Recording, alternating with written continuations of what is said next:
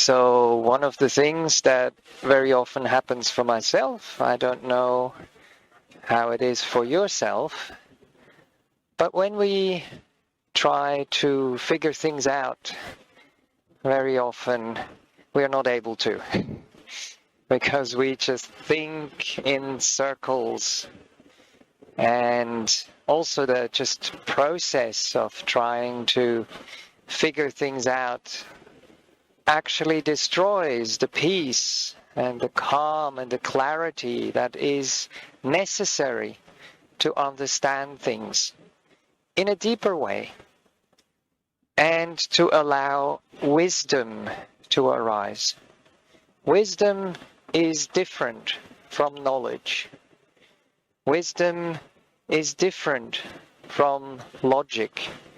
It's something which is more intuitive. And it arises when things settle, when things are still, when there is peace. And that obviously happens when we meditate and after we come out of meditation. But it also happens when we sleep.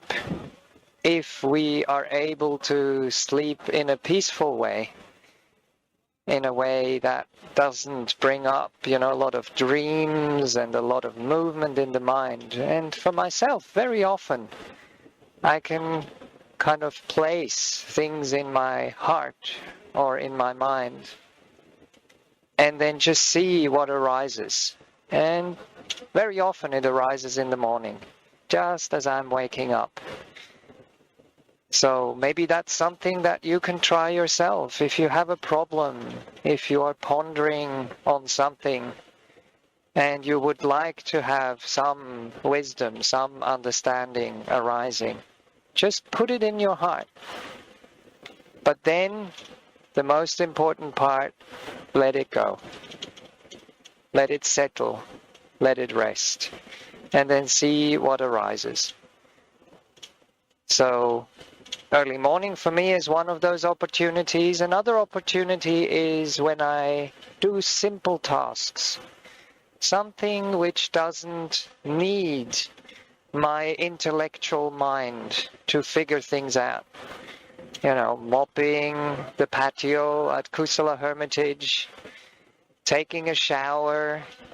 These are things that you do with your body that are very simple, and the body actually knows what to do. So you can just let go into the physical movement of cleaning the patio or in cleaning your body and allowing the mind, the movement of the mind to calm down, to slow down, and sometimes even disappear, go quiet. And then out of that quietness, wisdom can arise. And this morning, as I was kind of drifting out of sleep into the awareness of, that is around during the day, the aircon was going. So the propeller of the aircon outside was revving up and going, because in our rooms we had aircons that are reverse cycle. And the reverse cycle means that you can get some heat, which was nice because it's cool here. So what you do is you set the aircon on whatever temperature you would like to have. And we had it on 24 in our room. And as that revving up was happening outside, I was reflecting on effort. So initially, to bring that 24 degrees, you need quite a bit of effort. The propeller has to do quite a bit of work. But then as you are getting closer to that kind of temperature, the set temperature that you would like to have, the 24 degrees, it becomes more quiet, it becomes more refined. And that's actually what happens with the Eightfold Path as well. So we do have a general direction. We do have a goal that we are moving towards. We have the rightness of the right view. And that is the most important one. That's the most fundamental one. That's the one where we have to orient ourselves. And if we are, heading in the wrong direction, which happens so often, we might be going in the opposite direction, then we actually have to turn around 180 degrees. So it's a big movement. It takes quite a bit of effort. It takes this revving up of the propeller when you come into a cool room and you want to bring it up to a certain temperature. So that's how it all starts off. So we orient in the right direction and then we start walking. So we have the right view that we discussed a little bit yesterday.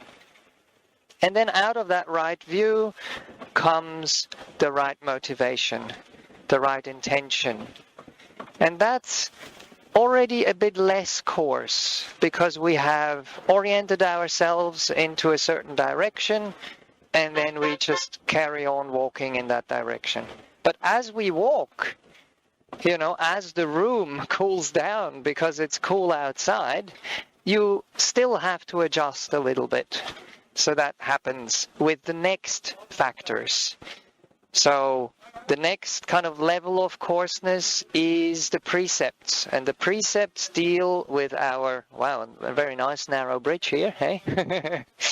So the next level deals with our speech and deals with our actions mainly, and restraining the things that are unhelpful, that kind of push us off the path that we are trying to be on, and the wholesome ones that bring us on the path, realign us with right view, with right intention, and have us go in the right direction. And as we have done all that, then we can move into the even subtler part of the Eightfold Path. And that is the one that deals with the mind. So the three factors of samadhi, they have to do with the mind. They have to do with the purification of the mind. And that is more subtle than the purification of our bodily action and of our mental action. Now, if the effort, samma vayama, is the kind of worldly effort that we usually would apply in the world, it's too strong. So we are in a point on the Eightfold Path where it's a subtle little adjustment. So it's like we are now driving on this road and we just have to, readjust a little bit. If we turn the wheel around too much, we just go right off the road. So you need that turning initially to get on the road. But once you are on the road, the effort becomes less and less and less. So that's why I like to talk about it in terms of you apply the mind. And the application of the mind is dependent on what we are doing, is dependent on the object, is dependent on the coarseness and the subtleness of the process. So right effort as right samadhi, as part of the last three factors on the Eightfold Path, is very subtle. And as closer we move towards mindfulness and towards stillness, the easier it is to mess it up if we have too much willpower, if we have too much force, if we have too much movement. So we start off with wisdom power already in the beginning. Right view basically means wisdom power. And then that becomes more and more refined. Ajahn Brahm often says, right effort in terms of meditation is coming to sit down. And once you've sat down and once you said, okay, now it's time to meditate, as you have oriented your mind towards peace, stillness, calm, purity, that's when you let go. The effort stops as you are sitting on your cushion. If there is still a little bit of effort, fair enough. But realize it's a tiny bit of effort, and the closer we get to mindfulness arising, mindfulness means awareness. Mindfulness means presence. Mindfulness means holding the moment. You don't grab it, you hold it. It's like when you try to grab it like a piece of soap in the shower, it slips through your hands. So you just hold it gently. You support it, and then you watch it. And you don't go all over the place with your head, which is too much movement. You stay put. You watch whatever the object of your meditation is for long enough, with enough patience, with enough gentleness, with enough upekkha. Upekkha means just looking on. Upekkha is to see, to look, and upekkha is looking on. And Bhante Cunda often describes that very nicely as just knowing. You don't do. You don't interfere. You don't direct. You don't have any ulterior motives. You just watch, understand, relax, and let go more and more deeply. And that is the cause and the condition for mindfulness to start arising. Wisdom, initial wisdom, right view, right intention, purifying the mind through sila, through all the actions, through body and speech. And those are the causes and conditions. That's the work. And when that is in place, mindfulness arises. And then we hold it gently, kindly, patiently. And then it grows further and further and further as relaxation and piti sukha, happiness and joy from letting go arises. And that feeds the process. That fuels the process, that energizes the process. And then from there, what also grows is stillness and peace. But as I described in the talk before that we gave in Kushinara, that can't be created, that can't be made, that can't be forced. Peace is something which arises as well when the causes and conditions are there for it. And the causes and conditions for peace is stuff falling away, is not doing, but undoing. And that's sometimes what people, they really can't get their head around. You know, do I have to do? Do I have not to do? What's the right thing? And if whatever you are doing is heading in the direction of undoing, of letting go, of peace, of settling, then you're heading in the right direction. In Ajahn Brahm's words, don't do letting go, let go of doing. Okay, I'll let Bhante Cunda add. Okay, maybe I will give a simile. So Ajahn Brahm was talking about the bus driver. So you have to see the self as the passenger in the bus. So when we are driving through a nice place with nice sceneries, we'll say nice surrounding. So we are in the bus, we are enjoying the nice view, the nice scenery, and it's sometimes the bus to drive through really nice places. So you tend to enjoy being sitting in the bus, enjoying the view of the environment. But some days we drive through the slum, we drive through places that's a bit run down, then we say, oh wow, this is not really nice to look at, but we don't have a choice. We have to sit in the bus and see what's going on. But sometimes when there's traffic jam, you sit down and you're just looking at the view, and it's like, wow, it's getting a bit late. My stomach's not feeling so well. I need to go to the toilet. And suddenly the driver will go into the wrong side, go against the flow of the traffic. Then sometimes you'll get stuck, and it's not going forward, it's not going backwards, and it's just standing still. So life is sometimes like that. We're stuck in the traffic jam, and sometimes we get very patient, then we get a bit upset, then we decide, okay, I'm going to tell the bus driver what to do. So you go all the way to the front of the bus driver, you come in, you open the door, and you look at, and no, there's no one there. It's just an empty seat. And that's a simile for non-self. So then you realize, wow, okay, life is just a process. So it's just as long as it's a self, there is a rise of pleasant feeling and unpleasant feeling and neutral feeling.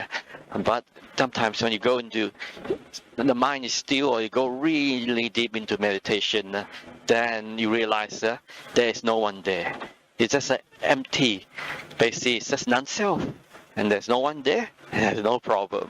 If we think there's a self, we think there's a person, we think that we can control things, we think we can fix things, we think I'm suffering, I'm happy, I'm really suffering a lot, then there's a problem. But if there's no problem, and there's no self, none of myself, none of my business, not my problem, not I, not myself, then we're free. So that's what one of the simile that Ajahn Brahm says, the what they call the driverless bus. Yes, the driverless bus. Before Google and driverless cars. Yes, but these days we have self-driving vehicle, so basically that will fix itself. Well, but they're caused and conditioned as well. Yes. Yeah. That's one of those very, very nice similes. And Ajahn Brahm always says at the end of that story, what is the, what do you call that? Usually there is the punchline, or what you take away from a story. What is that called again?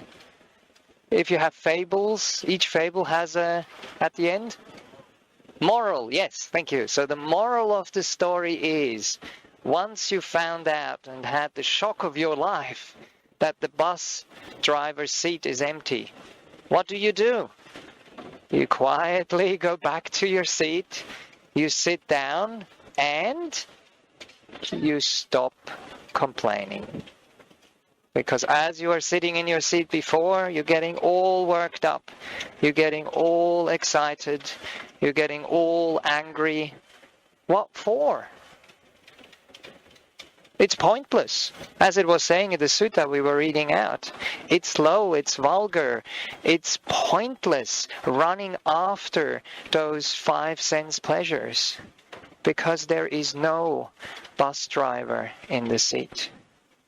So you sit down, you stop complaining, and then you become peaceful.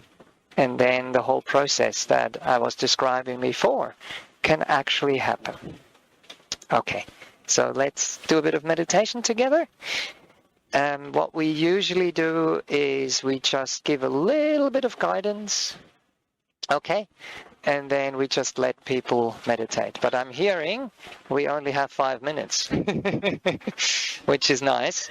It's shorter than I thought. But maybe we can just kind of give the body and the mind a chance to calm down a little bit.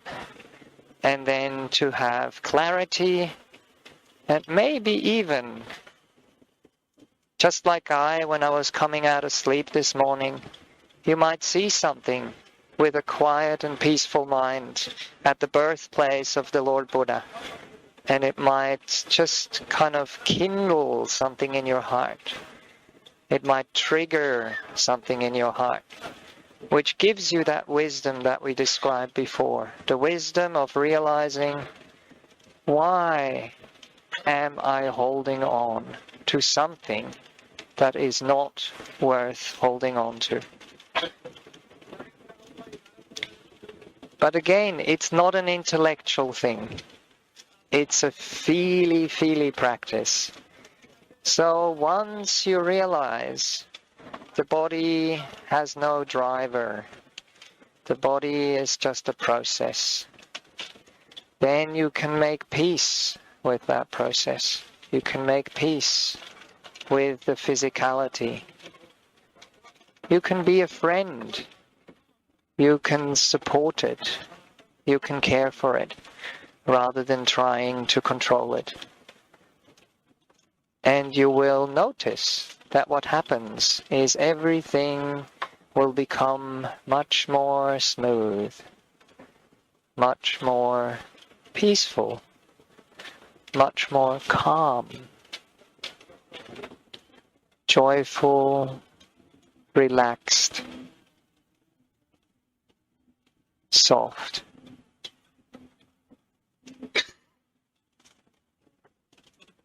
And that's what happens in our bodies. And the same thing happens with our senses. The same thing happens with our minds.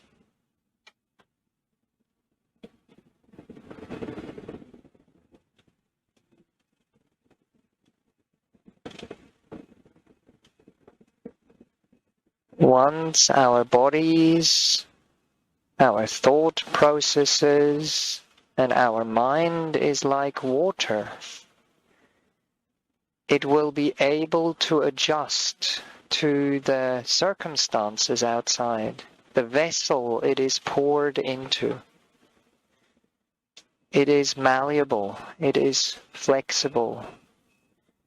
The beautiful word mudu, mudu chitta, a mind which is soft. It's not rigid. It's malleable. It's calm, it's clear, it's peaceful.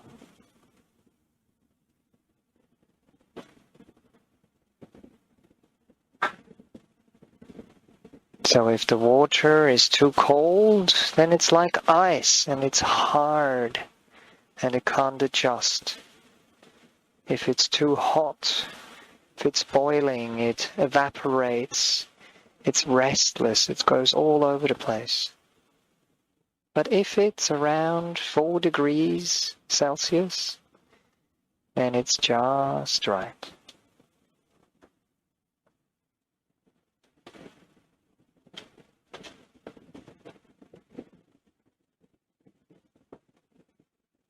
It's not frozen. There is enough movement to be flexible, to be adjustable. But there isn't too much movement. It's just this middle ground, this middle way that the Buddha taught, between being rigid and between being restless and agitated, all over the place. No focus, no collectedness. So see if you can find this balance in your body, in your mental world, and in the mind, the thing which knows itself, the thing which receives.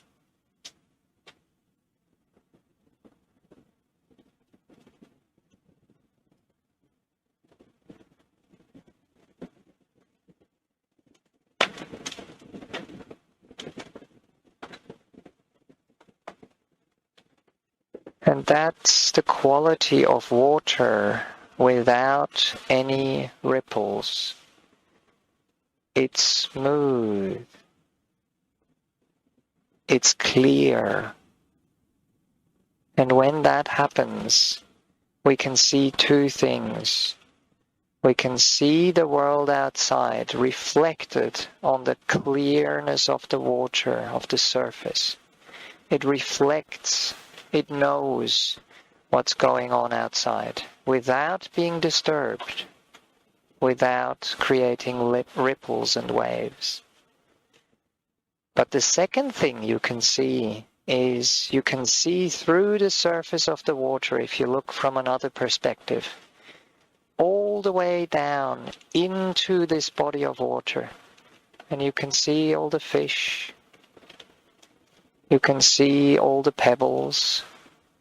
You know, you understand what's going on inside yourself, in your heart, in your mind.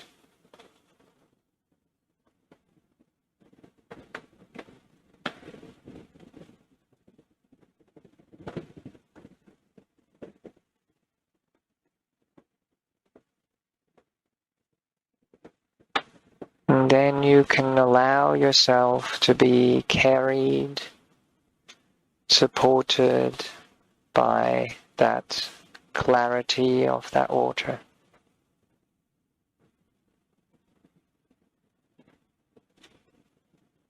Carried and supported by the natural, smooth, unhindered movement of the breath. Flowing in and flowing out.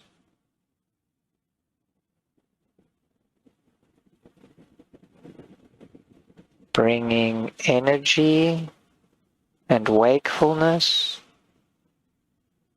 clarity, but at the same time bringing a deep sense of relaxation and peace.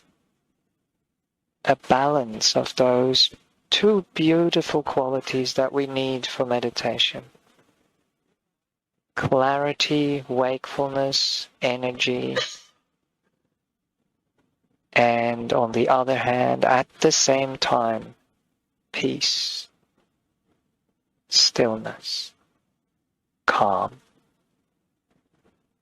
Those are the two magic ingredients coming together in meditation.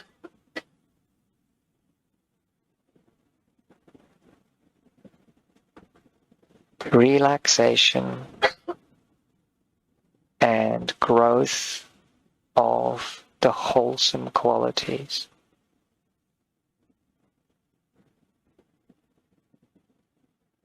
That's why the name Relax and Grow came to me one day for the meditation retreats we teach.